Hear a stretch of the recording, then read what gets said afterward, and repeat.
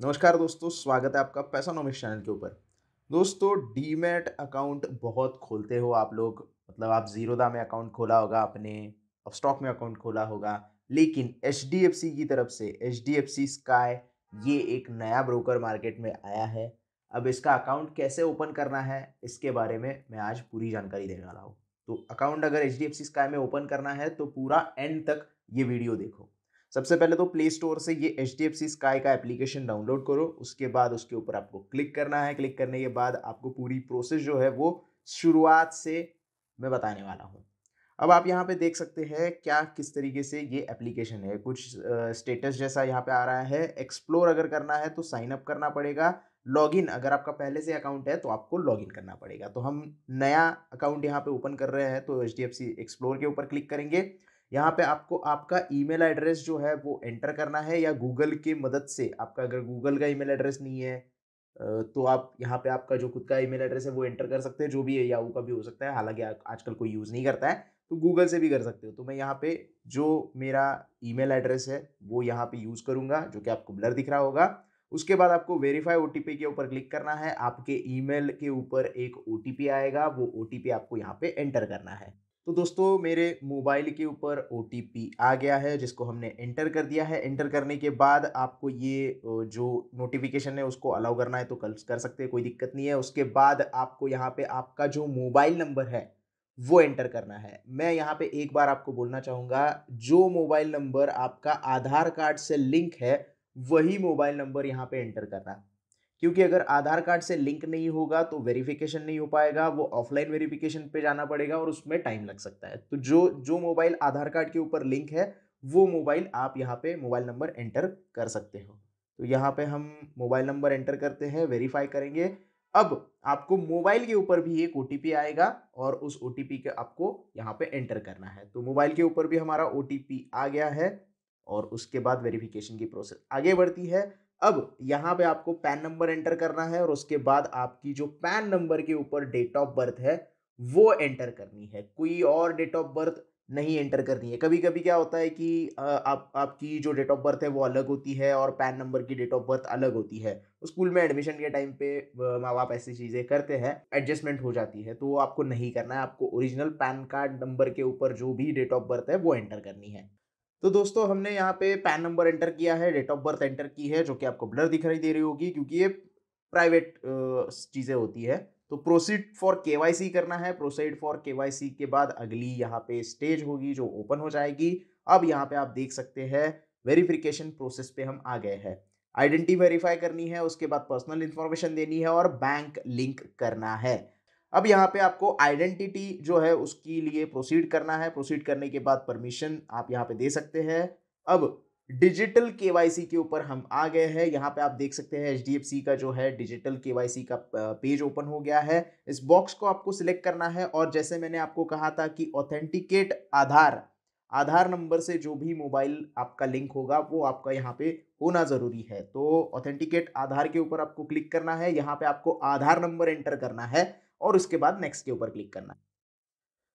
तो दोस्तों, आधार नंबर जो है वो हमने यहाँ पे एंटर कर दिया है। नेक्स्ट के ऊपर आपको क्लिक करना है। जैसे ही आप नेक्स्ट करोगे तो आपके मोबाइल के ऊपर एक ओटीपी आएगा और वो ओटीपी आपको यहाँ पे एंटर करना है और सबमिट करना है। ओटीपी हमारे यहाँ पे आ गया है तो हम यहाँ पे ओटीपी एंटर करेंगे और सबमिट करेंगे। सबमिट करने के बाद आपका जो आधार ऑथेंटिकेशन है वो कंप्लीट हो जाएगा। अब यहाँ पे जो है वो you are already register with DigiLocker बोल रहा है। अब डिजी लॉकर में अगर आप पहले ही रजिस्टर हो तो यहाँ पे आपका जो पिन है वो एंटर कर सकते हो। अगर आप पिन भूल गए हो तो फॉरगेट माई पिन के ऊपर क्लिक करके आप वो पिन रिकवर भी कर सकते हो। तो दोस्तों, जैसे ही आप पिन एंटर करोगे कुछ इस तरीके से डॉक्यूमेंट्स आपको मिल जाएंगे। आपके डिजी लॉकर के ऊपर आधार कार्ड और पैन कार्ड आपका होगा तो वो आपको अलाउ कर देना है। अलाउ करने के बाद सारी प्रोसेस जो है वो आगे बढ़ जाएगी। तो पिन नंबर सेट करने के बाद आपका डिजी लॉकर से केवाईसी कंप्लीट हो जाएगा। इसमें थोड़ा टाइम लग सकता है। ये देखिए यहाँ पे केवाईसी प्रोसेस जो है वो हमारी कंप्लीट हो गई है। अब यहाँ पे नेक्स्ट स्टेप पे हमें जाना है।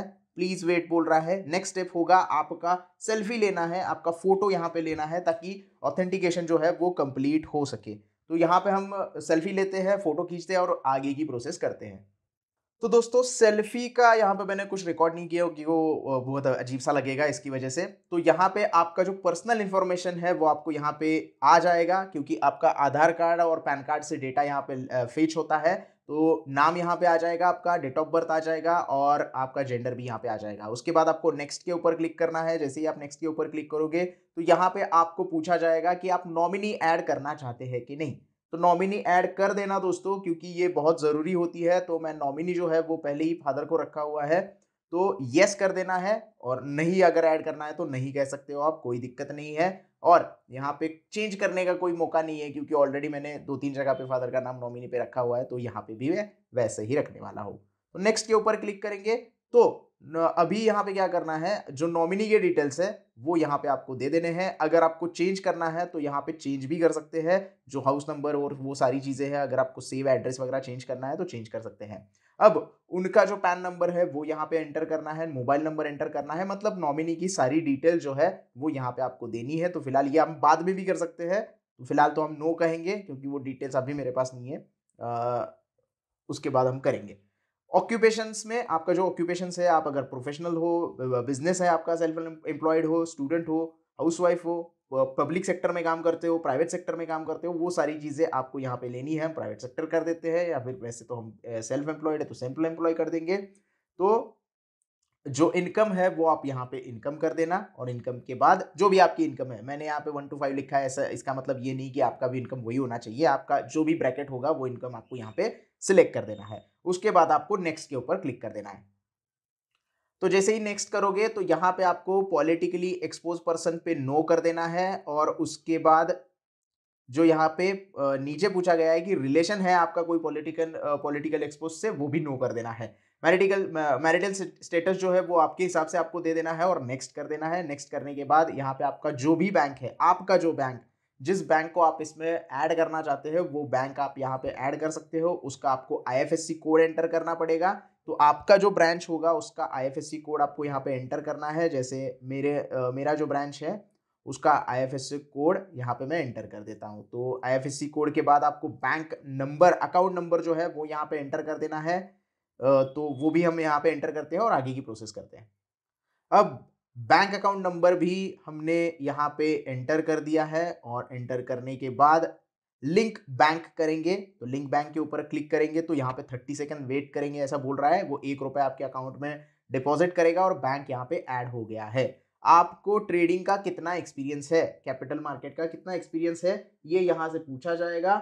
और उसके बाद जो भी आपका एक्सपीरियंस है, अगर आपके पास कोई एक्सपीरियंस नहीं है तो भी कुछ चलेगा, कोई बात नहीं है। तो हम हमारा एक्सपीरियंस यहाँ पे ले लेते हैं।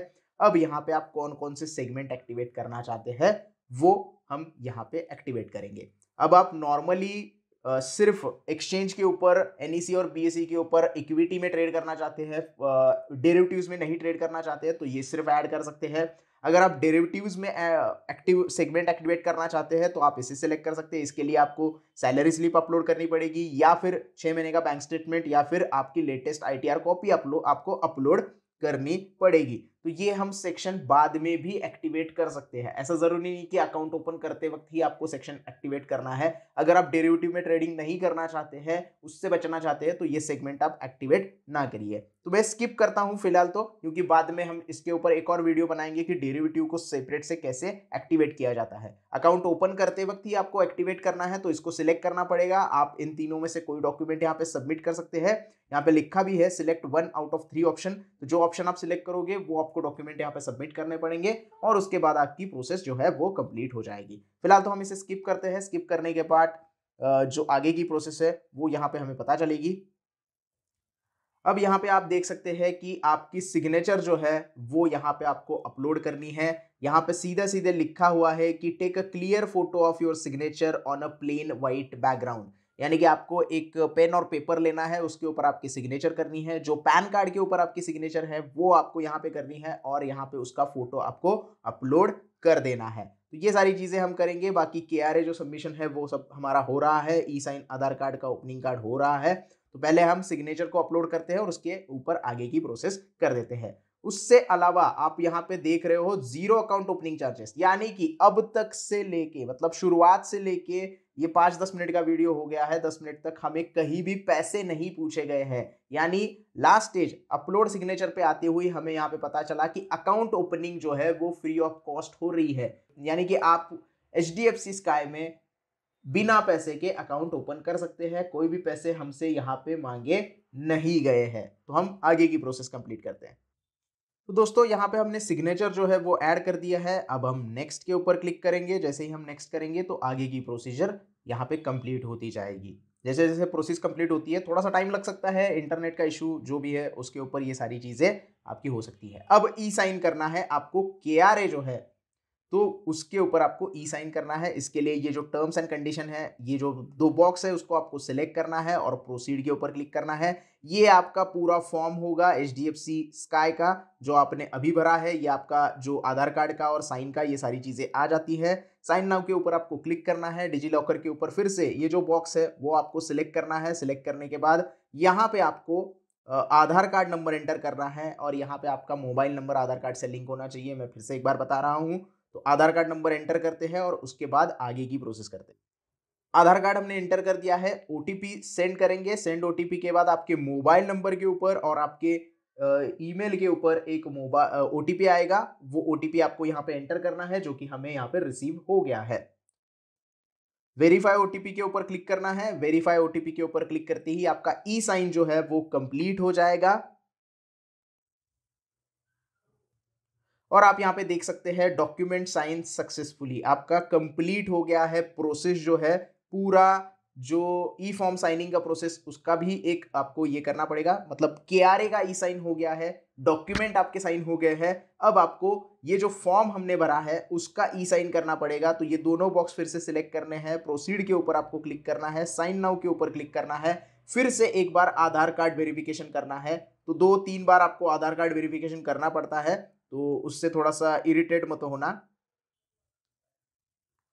सेंड ओटीपी हमने कर दिया है दोस्तों। अब हमारे मोबाइल के ऊपर फिर से एक ओटीपी आएगा। वो ओटीपी आपको यहाँ पे एंटर करना है। हो सकता है आपका नेटवर्क नहीं हो तो मोबाइल के अलावा आपके ईमेल एड्रेस के ऊपर एक ओटीपी आ सकता है।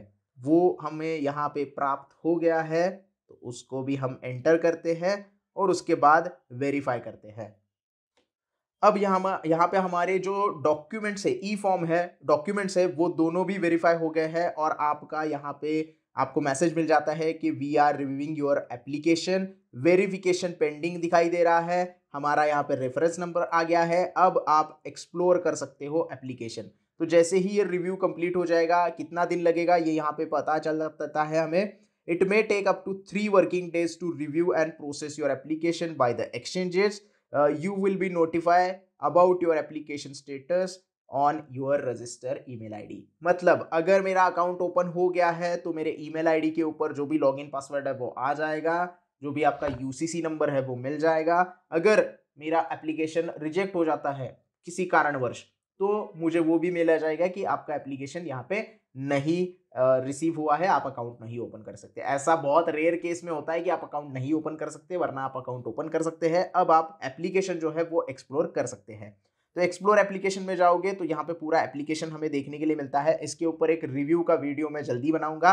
फिलहाल तो हमारा अकाउंट ओपनिंग का प्रोसेस कंप्लीट हो गया है। 3 दिन लगेंगे हमें पूरा प्रोसेस समझने में, यानी कि पूरा कंप्लीट हमारा फॉर्म जो है वो चेक करके अकाउंट ओपन होने में।